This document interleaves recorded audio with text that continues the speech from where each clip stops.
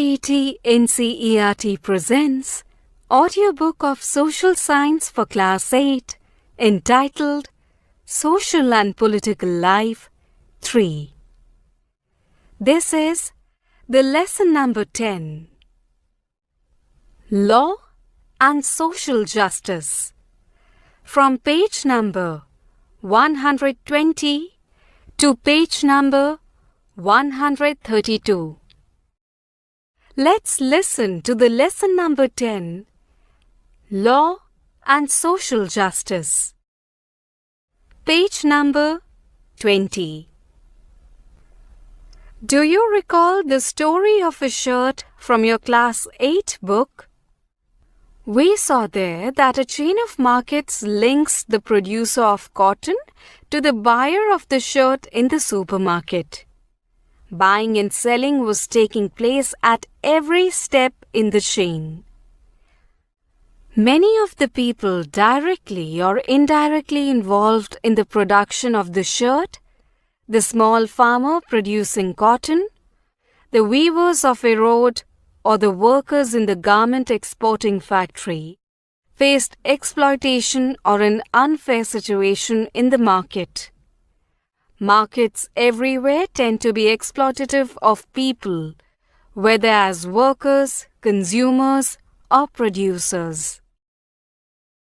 To protect people from such exploitation, the government makes certain laws. These laws try to ensure that the unfair practices are kept at a minimum in the markets. Page number 121. Let us take a common market situation where the law is very important. This is the issue of workers' wages. Private companies, contractors, business persons normally want to make as much profit as they can. In the drive for profits, they might deny workers their rights and not pay them wages, for example. In the eyes of the law, it is illegal or wrong to deny workers their wages. Similarly, to ensure that workers are not underpaid or are paid fairly, there is a law on minimum wages. A worker has to be paid not less than a minimum wage by the employer. The minimum wages are revised upwards every few years. As with the law on minimum wages, which is meant to protect workers, there are also laws that protect the interests of producers and consumers in the market. These help ensure that the relation between these three parties, the worker, consumer, and producer, are governed in a manner that is not exploitative. Why do we need a law on minimum wages? Find out. A. What is the minimum wage for a construction worker in your state? B. Do you think the minimum wage for a construction worker is adequate, low, or high? C. Who sets the minimum wages? Workers in a textile mill in Ahmedabad. Faced with greater competition from power looms, a majority of the textile mills closed down during the 1980s and 1990s. Power looms are small units with 4 to 6 looms. The owners operate them with hired and family labor. It is well known that conditions of work in the power looms are far from satisfactory. The above was page number 121. Page number 122. Table 1 provides some important laws relating to the protection of these various interests. Column 2 and 3 in Table 1 state why and for whom these laws are necessary. Based on discussions in the classroom, you have to complete the remaining entries in the table. Table 1. Law. Minimum Wages Act specifies that wages should not be below a specified minimum. Why is it necessary? Many workers are denied fair wages by their employers. Because they badly need work, workers have no bargaining power and are paid low wages. Whose interests does the law protect? This law is meant to protect the interests of all workers, particularly farm laborers, construction workers, factory workers, domestic workers, etc. Law specifying that there be adequate safety measures in workplaces. For example, alarm system, emergency exits, properly functioning machinery. Why is it necessary? Whose interests does the law protect? Law requiring that quality of goods meet certain prescribed standards. For example, electrical appliances have to meet safety standards. Why is it necessary? Consumers might be put to risk by the poor quality of products such as electrical appliances, food, medicines. Whose interests does the law protect? Law requiring that the prices of essential goods are not high. For example, sugar, kerosene, food grains. Why is it necessary? Whose interests does the law protect? The interests of the poor who will otherwise be unable to afford these goods. Law requiring that factories do not pollute air or water. Why is it necessary? Whose interests does the law protect? Laws against child labor in workplaces. Why is it necessary? Whose interests does the law protect? Law to form workers' unions or associations. Why is it necessary? By organizing themselves into unions, workers can use their combined power to demand fair wages and better working conditions. Whose interests does the law protect? The above was page number 122. Page number 123. By merely making laws is not enough. The government has to ensure that these laws are implemented. This means that the law must be enforced. Enforcement becomes even more important when the law seeks to protect the weak from the strong.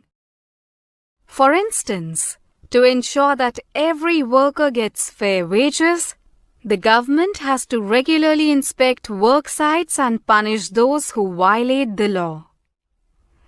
When workers are poor or powerless, the fear of losing future earnings or facing reprisals often forces them to accept low wages. Employers know this well and use their power to pay workers less than the fair wage. In such cases, it is crucial that laws are enforced. Through making, enforcing and upholding these laws, the government can control the activities of individuals or private companies so as to ensure social justice. Many of these laws have their basis in the fundamental rights guaranteed by the Indian Constitution. For instance, the right against exploitation says that no one can be forced to work for low wages or under bondage. Similarly, the Constitution lays down, no child below the age of 14 years shall be employed to work in any factory or mines or engaged in any other hazardous employment. How are these laws played out in practice? To what extent do they address the concerns of social justice? These are some of the questions that this chapter will now go on to explore. According to the 2011 census, over 4 million children in India aged between 5 and 14 work in various occupations including hazardous ones. In 2016, Parliament amended the Child Labour Prohibition and Regulation Act 1986, banning the employment of children below the age of 14 years in all occupations and of adolescents 14 to 18 years in hazardous occupations and processes. It made employing these children or adolescents a cognizable offence.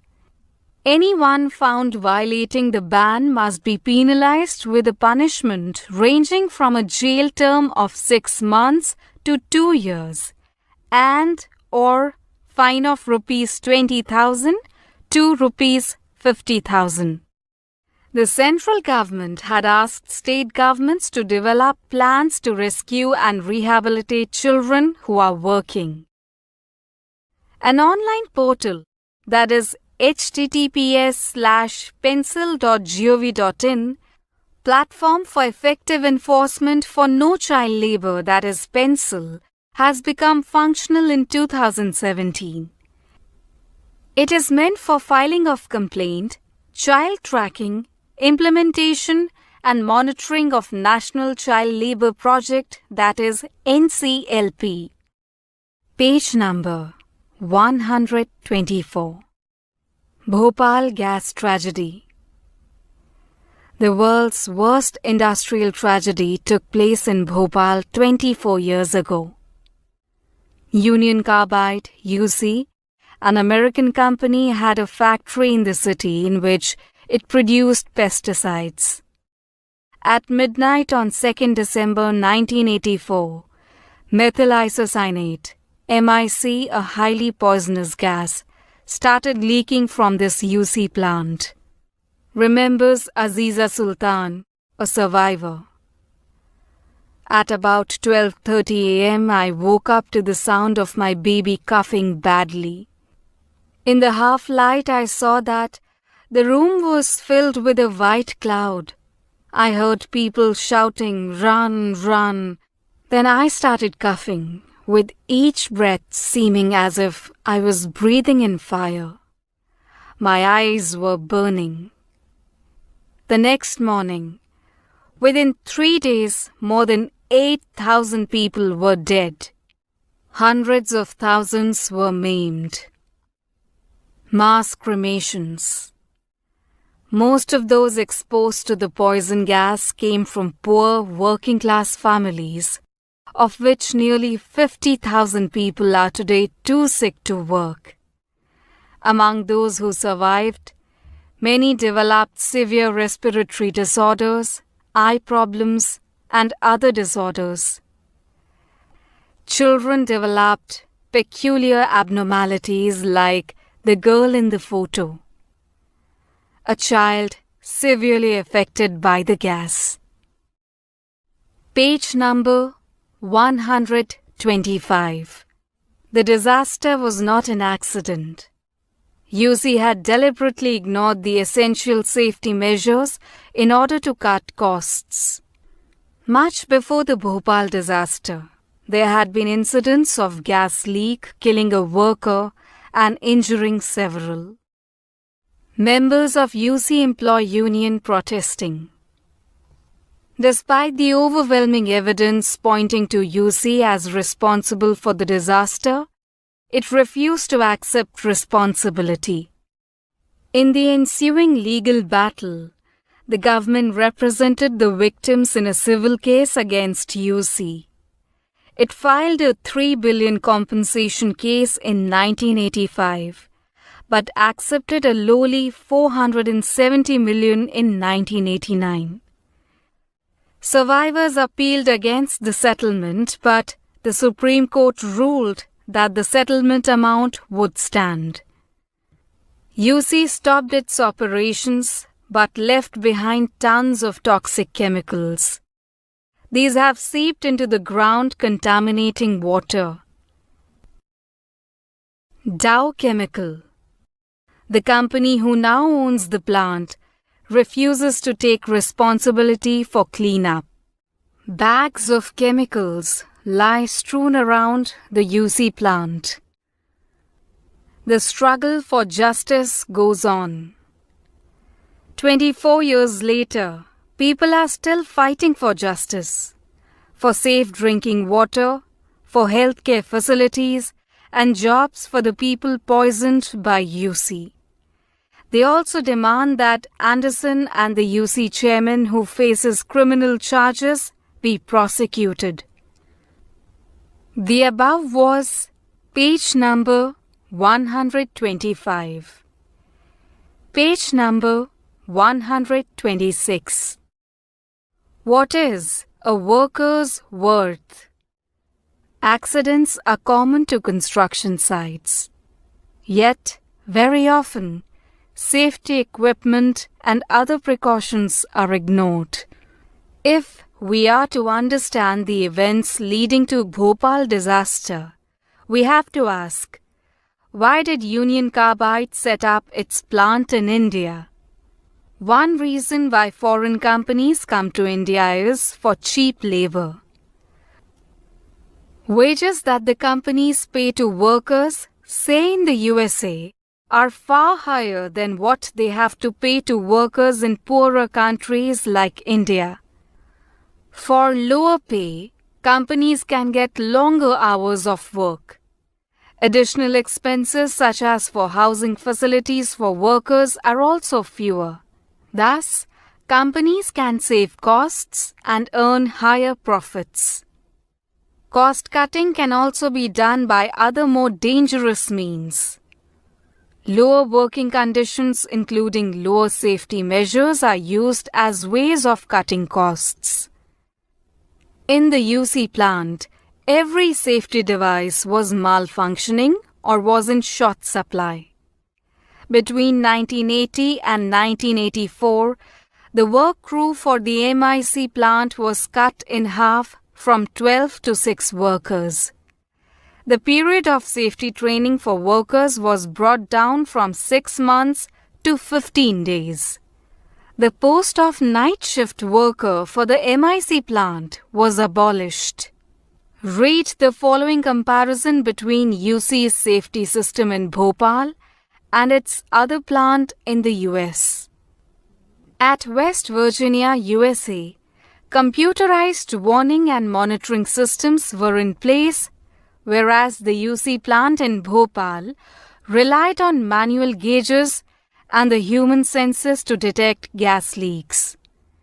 At the West Virginia plant, emergency evacuation plans were in place but non-existent in Bhopal. Why are there such sharp differences in safety standards across countries? And even after the disaster happened, why was the compensation to the victims so low? One part of the answer lies in what is perceived as the worth of an Indian worker. One worker can easily replace another.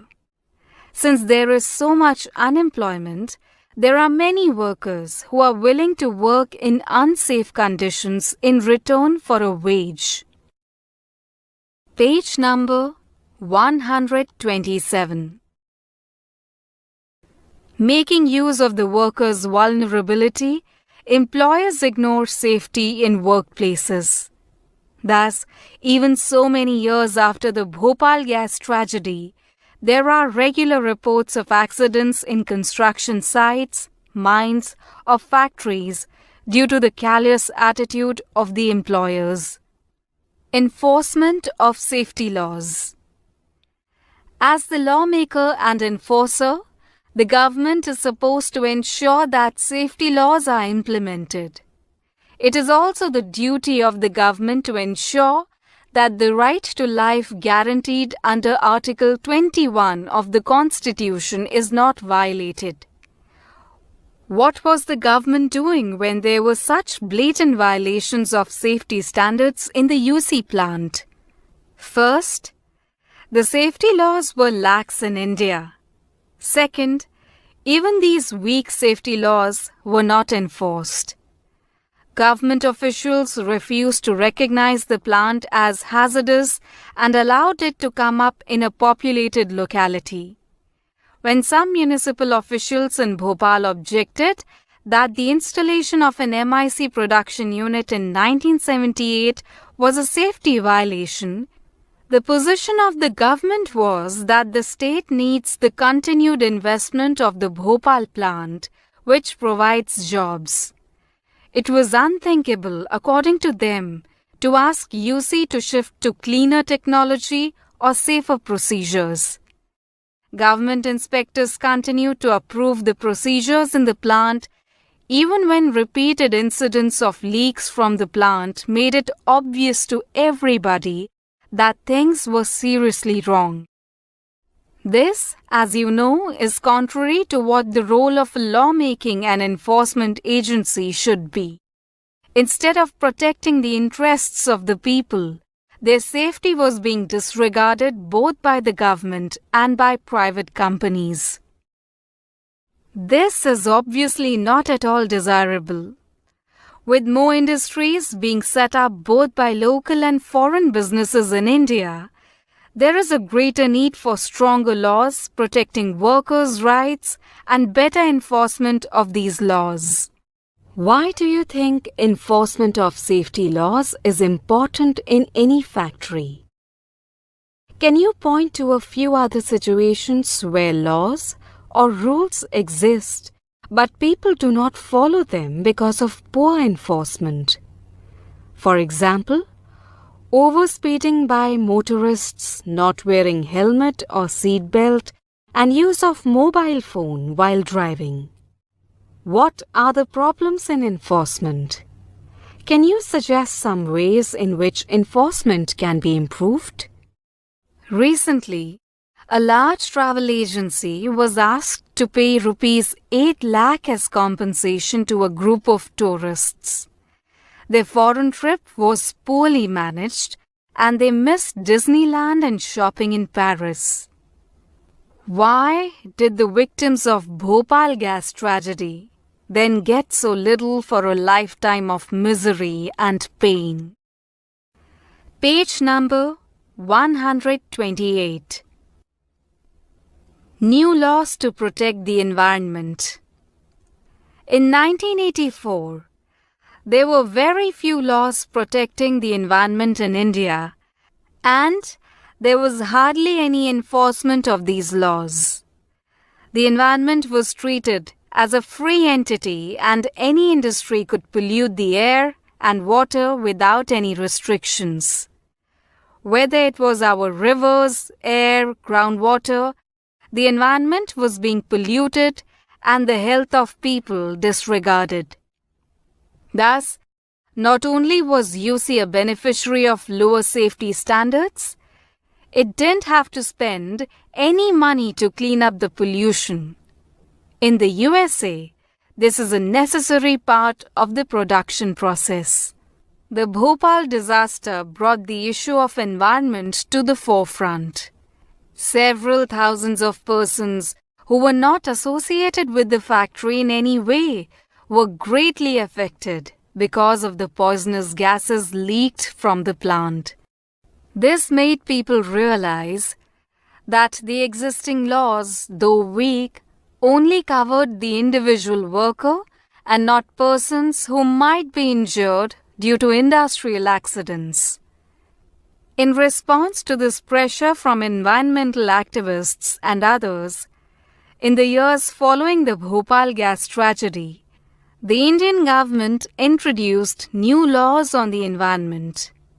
Henceforth, the polluter was to be held accountable for the damage done to the environment.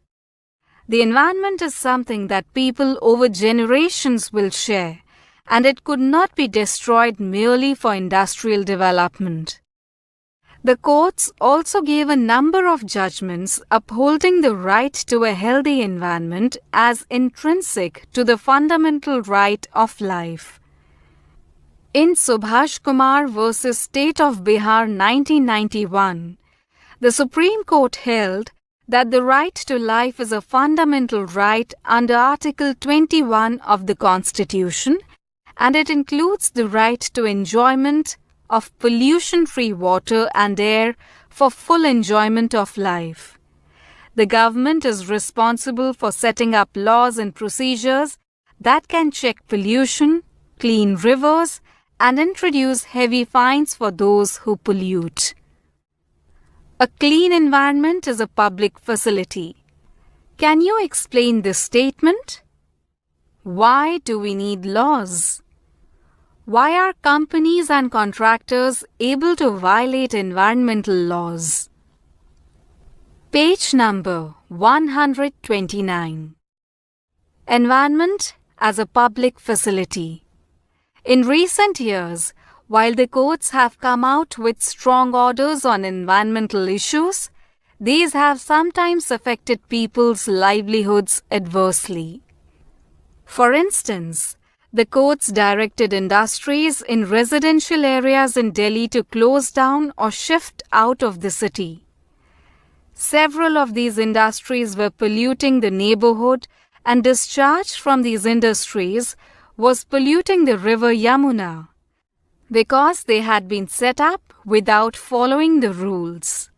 But while the court's action solved one problem, it created another.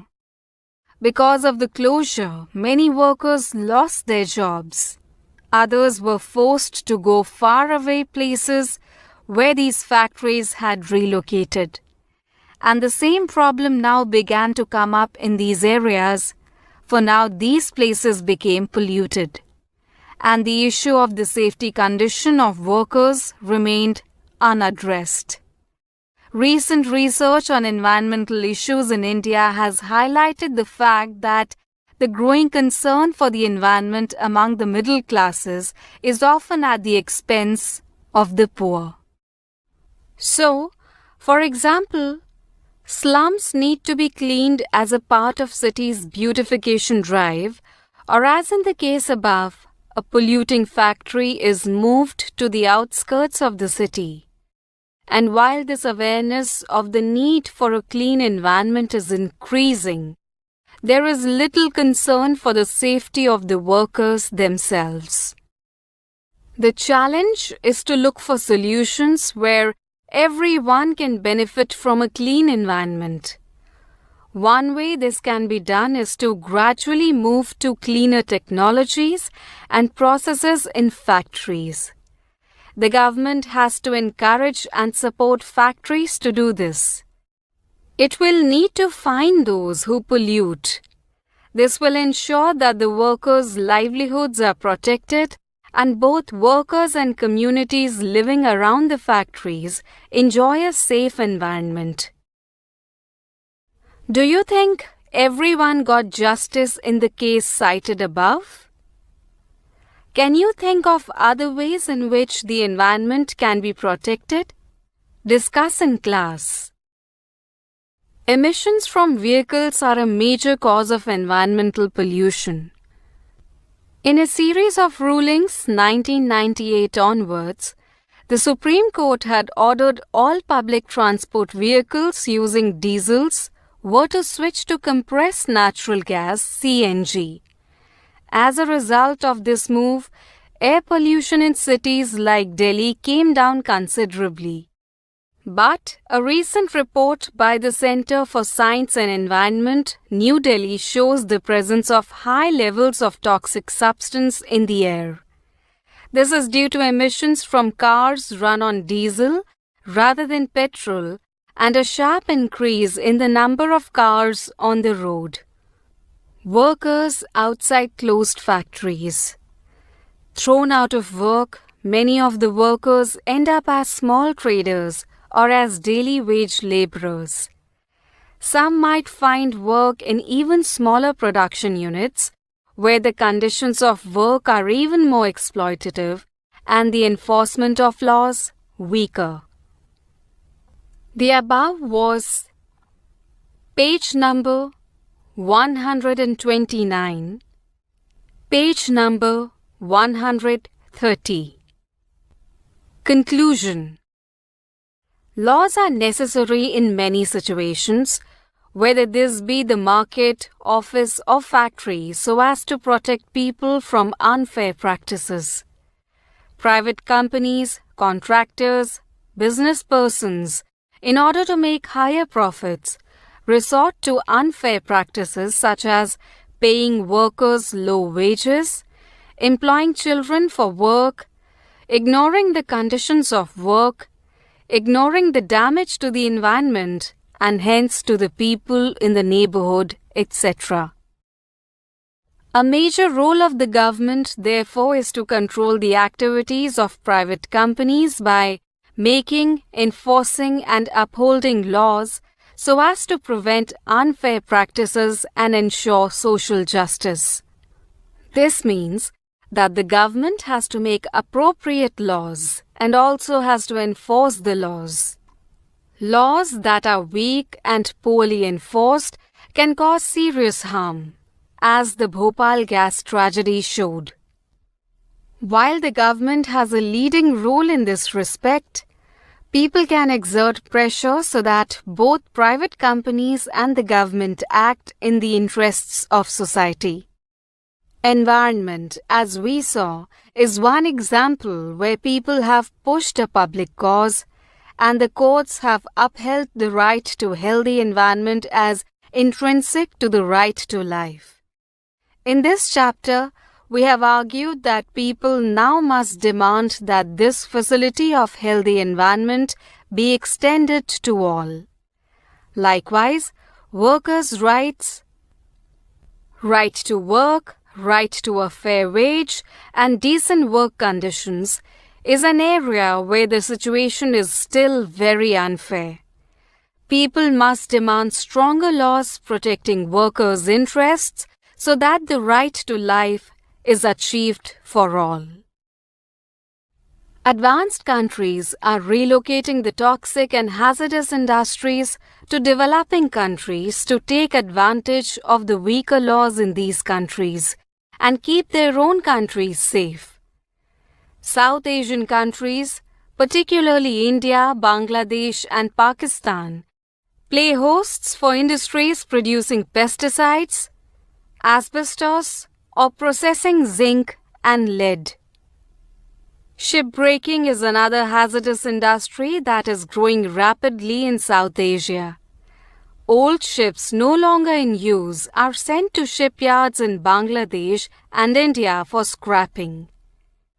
These ships contain potentially dangerous and harmful substances. This photo shows workers breaking down a ship in Alang, Gujarat. Page number 100.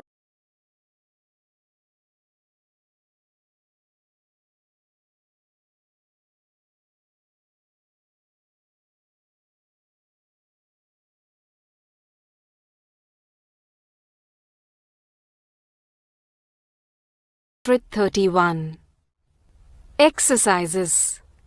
1. Talk to two workers, for example, construction workers, farm workers, factory workers, workers at any shop, to find out if they are receiving the minimum wages laid down by law. 2.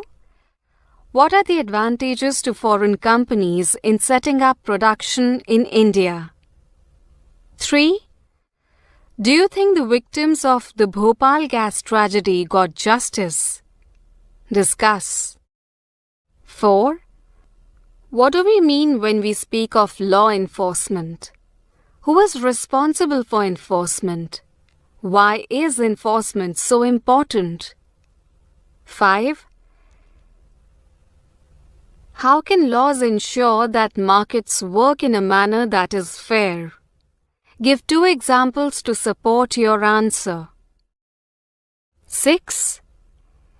Imagine yourself to be a worker working in a chemical factory which has received orders from the government to move to a different site 100 kilometers away from the present location.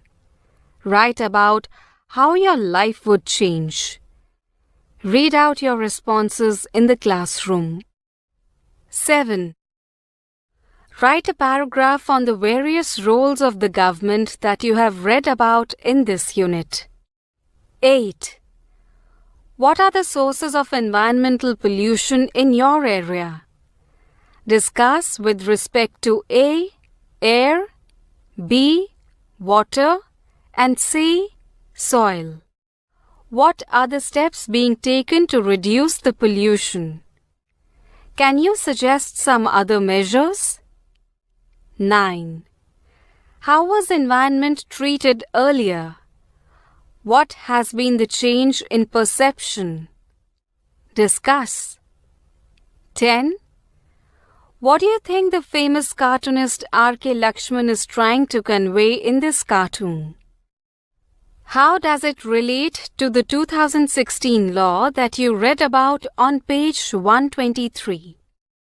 It's really cruel burdening kids like this. I had to hire that boy to help my son.